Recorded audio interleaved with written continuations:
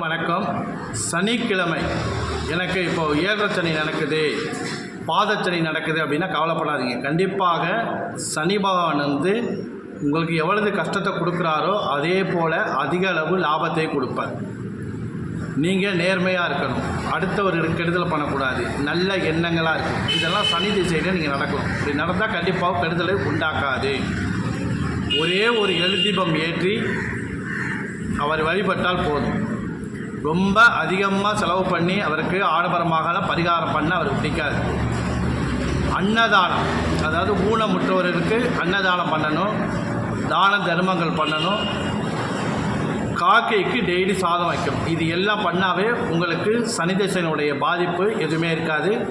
கண்டிப்பாக அவர் அந்த சனி தசை முடிவில் கண்டிப்பாக உங்களுக்கு மிகப்பெரிய ஒரு நல்லதை பண்ணுவார். நன்றி, வணக்கம். காகத்வஜாய வித்மகே கட்க கஸ்தாய தீமகே தன்னோ மந்த பிரஜோதயா.